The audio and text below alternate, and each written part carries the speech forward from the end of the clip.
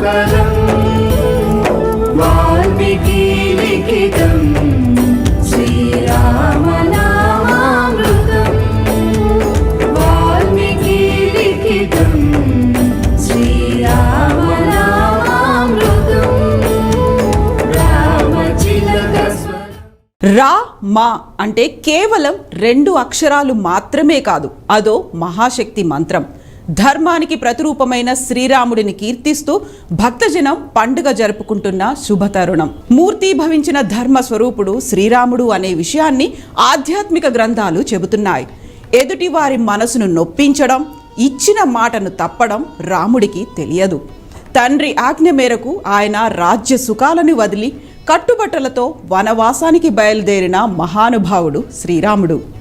తనయుడిగా, సోదరుడిగా, శిష్యుడిగా, స్నేహితుడిగా, భర్తగా, ప్రజాసేవకుడిగా రాముడు నిర్వహించిన పాత్ర ఎప్పటికీ ఆదర్శనీయమే. సత్యం, ధర్మం, ఓర్పు, సహనం, ధైర్యం శ్రీరాముడికి సహజమైన ఆభరణాలుగా కనిపిస్తాయి. ఒకే మాట, ఒకే బాణం, ఒకే భార్య రామచంద్రుడి ప్రతిజ్ఞా పాలనకు అద్దం పడతాయి.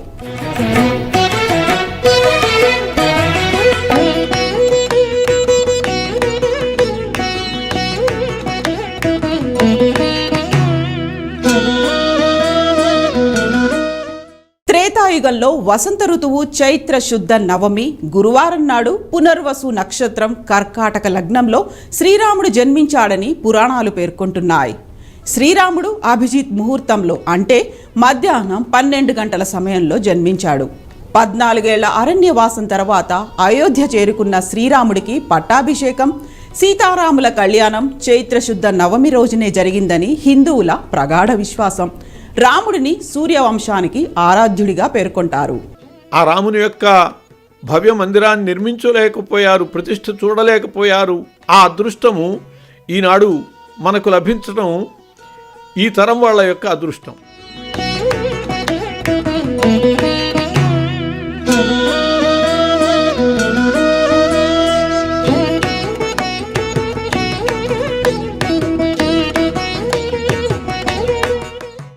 ఇక అయోధ్య విషయానికి వస్తే సరయూ నదీ తీరాన ఫైజాబాద్కు 6 కిలోమీటర్ల దూరంలో అయోధ్య ఉంది.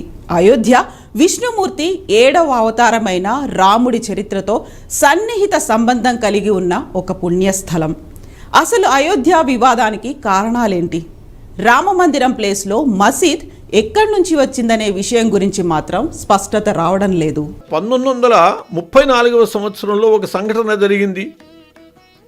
ఒక గోవు యొక్క హత్య జరిగింది అయోధ్య ప్రాంతంలో.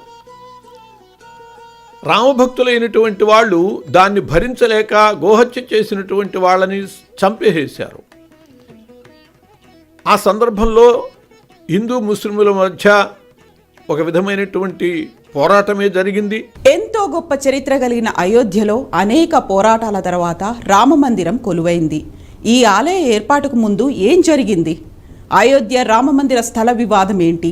అయోధ్యలో కుల మతాలకు అతీతంగా పాలన సాగిందనేది వాస్తవమేనా? ఈ విషయాల గురించి ఒకసారి తెలుసుకుందాం. అథర్వణ వేదం ప్రకారం దేవతలచే నిర్మించబడిన ఈ నగరాన్ని భూమిపై ఉన్న స్వర్గపురి అని కూడా పిలుస్తారట. వాల్మీకి రామాయణం, తులసీదాస్ రామచరితమానస్ వంటి అనేక పురాణ గ్రంథాల్లో అయోధ్య గొప్పదనం విపులీకరించబడింది. కేవలం శ్రీరాముడు మాత్రమే కాదు, బాహుబలి, సుందరి, పాడలిప్త సూరీశ్వరి, హరిశ్చంద్ర, అచల భరత వంటి ఎందరో కారణజన్ములు ఈ నేలపై జన్మించారనేది చరిత్ర చెబుతోంది. మొట్టమొదటి కరసేవ అప్పుడే జరిగింది అన్నట్లుగా ఆ గుమ్మటాలు చాలా దెబ్బతిన్నాయి. వాటిని హిందూ భక్తులు భగ్నం చేశారు, ఆ గుమ్మటాలను దెబ్బతీశారు. ఆంగ్ల ప్రభుత్వము దానికి కోపగించి హిందువులకి 84,000 రూపాయలు జరిమానా విధించి హిందువుల నుంచి వసూలు చేయటం జరిగింది. దాన్నంతా బాగు చేయటం కోసం వాళ్ళకి 84,000 అయినది అని చెప్పి.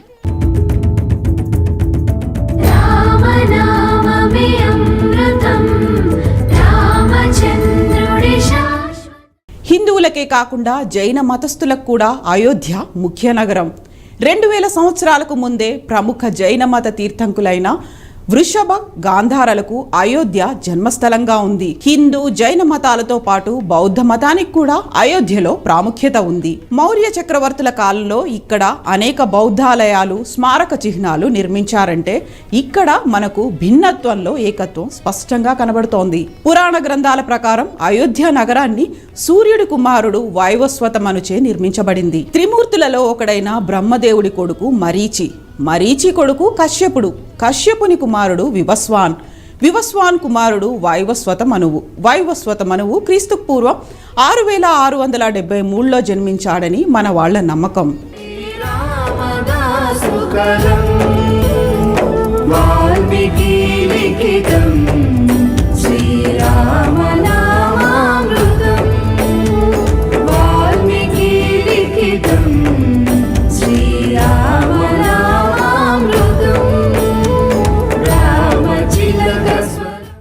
మరి అయోధ్యలో హిందువులకు ముస్లింలకు గొడవలు ఎందుకయ్యాయనే విషయానికి వస్తే, అయోధ్య బాబ్రీ మసీదు వివాదం శతాబ్దాల నాటిది. స్వాతంత్ర్యానంతరం కూడా ఈ వివాదం కొనసాగుతూనే వచ్చింది. ఉత్తరప్రదేశ్లోని అయోధ్యలో 2.77 ఎకరాల స్థలంపైనే వివాదం మొదలైంది. అదే రాముడు పుట్టిన స్థలం. మసీదును నిర్మించిన స్థలం కూడా అక్కడే. 16వ శతాబ్దంలో అక్కడ ఉన్న రాముడి ఆలయాన్ని కూల్చివేసి మసీదును నిర్మించారు. దీంతో వివాదం ప్రారంభమైంది. 1528వ సంవత్సరంలో ఆలయాన్ని కూల్చి మసీదును నిర్మించారు ముస్లింలు. ఆ తర్వాత 1949వ సంవత్సరంలో హిందువులు రాముడు, సీతాదేవుల విగ్రహాలను అక్కడ ఉంచారు. ఈ పోరాటం కంటే ఇది 500 సంవత్సరాల యొక్క మహాయజ్ఞంగా నేను భావిస్తున్నాను. ఈ మహాయజ్ఞానికి దేవాలయం యొక్క విగ్రహ ప్రతిష్ఠ అనేటువంటి మహాపూర్ణాహుతిగా నేను భావిస్తున్నాను. ఈ రకంగా 500 సంవత్సరాల పాటు మందిరం కోసం ఇతని పోరాడి ప్రాణాలు అర్పించి కృషి చేసినటువంటి మహనీయులందరి యొక్క వారి యొక్క తప ఫలితంగా, వారి యొక్క బలిదానాల ఫలితంగా ఈ రోజున మన జీవితాల్లో మన యొక్క సౌభాగ్యంగా ఈ దృశ్యాన్ని, ఈ కార్యక్రమాన్ని నిర్వహించడము, ఈ సంఘటనలో పాల్గొనడం అనేటువంటి ఒక అనిర్వచనీయమైనటువంటి చిరస్మరణీయమైనటువంటి ఆనందాన్ని కలిగించేది. మొఘలులు, బ్రిటిష్ వారి హయాంలోనూ ఈ వివాదం కొనసాగింది. రాముడి జన్మభూమిలోని ఆలయాన్ని కూల్చేసి మసీదును నిర్మించారనే ఆగ్రహంతో 1992వ సంవత్సరంలో కరసేవకులు బాబ్రీ మసీదును కూల్చేశారు. దీంతో ఇది మరింతగా వివాదానికి, చర్చకు దారితీసింది. ఇక 1949 డిసెంబర్లో అక్కడ మసీదులో రాముడు, సీతాదేవుల విగ్రహాలు దర్శనమిచ్చాయి. అప్పటి ప్రధాని జవహర్లాల్ నెహ్రూ అప్పటి యూపీ సీఎంతో మాట్లాడి విగ్రహాలను మసీదు నుంచి తొలగించాలని సూచించారు. అయితే దీనిపై హిందువులు ఆగ్రహం వ్యక్తం చేశారు. విగ్రహాలు తొలగించేందుకు నిరాకరించడంతో పాటుగా ఆందోళనకు దిగారు.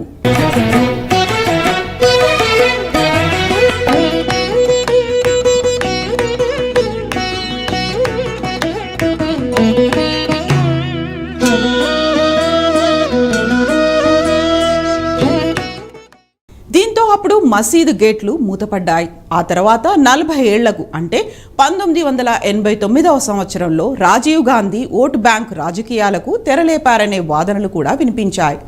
మసీదు గేట్లు ఓపెన్ చేయాలనే నిర్ణయాన్ని ప్రకటించారు. దీంతో విహెచ్పి, ఆర్ఎస్ఎస్ వంటి హిందుత్వ సంస్థలు, బీజేపీ పార్టీ అక్కడ రామాలయం నిర్మించేందుకు ప్రచారం ప్రారంభించింది. ఈ నేపథ్యంలో అద్వానీ రథయాత్ర, ఆ తర్వాత మసీదు కూల్చివేత ఘటనలు చోటు చేసుకున్నాయి.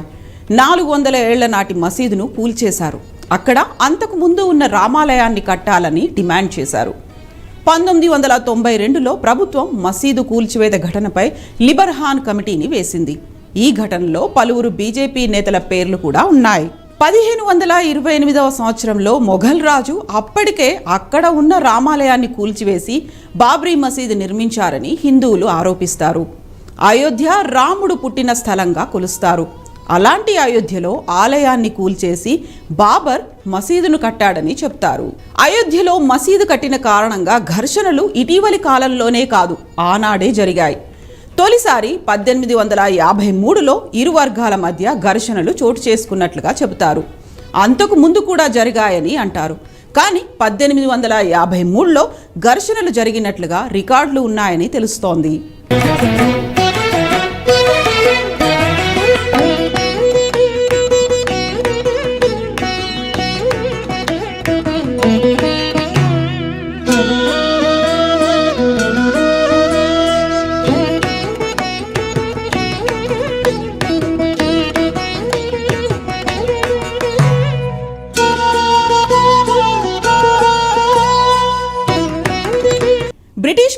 మొదలై మన దేశానికి స్వాతంత్ర్యం సిద్ధించిన తర్వాత కూడా కొనసాగిన అయోధ్య రామ మందిరం వివాదం 2019లో సుప్రీంకోర్టు వెలువరించిన చారిత్రాత్మక తీర్పుతో సమసిపోయింది. 100 ఏళ్ల పాటు కొనసాగిన వివాదాస్పద రామజన్మభూమి హిందువులకే చెందుతుందని సర్వోన్నత న్యాయస్థానం తీర్పునివ్వడంతో అయోధ్య రామమందిర నిర్మాణానికి శ్రీకారం చుట్టడంతో పాటుగా ఆలయ నిర్మాణాన్ని శరవేగంగా పూర్తి చేసి 2024 జనవరి 22వ తేదీన విగ్రహ ప్రతిష్టకు ముహూర్తం కూడా ఫిక్స్ చేశారు. మొత్తానికి ఎన్నో ఏళ్ల తర్వాత అయోధ్య రాముడు తన జన్మస్థలానికి చేరుకుంటున్నాడు. ఇక ఈ ప్రాణప్రతిష్ఠా కార్యక్రమానికి మొత్తం 6,000 మంది ప్రముఖులను ఆహ్వానిస్తున్నట్లుగా కూడా తెలుస్తోంది. ఇప్పటికే శ్రీరామ జన్మభూమి తీర్థక్షేత్ర ట్రస్ట్ వ్యక్తిగతంగా అందరికీ ఆహ్వానాలు పంపినట్లు సమాచారం. ఇక అయోధ్యలో ఎటు చూసినా రామనామమే వినిపిస్తోంది. అయోధ్యలో రామయ్యను దర్శించుకునేందుకు దేశవ్యాప్తంగా భక్తులు అయోధ్యాపురికి చేరుకుంటున్నారు. రామదాసు కలం వాల్మీకి లిఖితం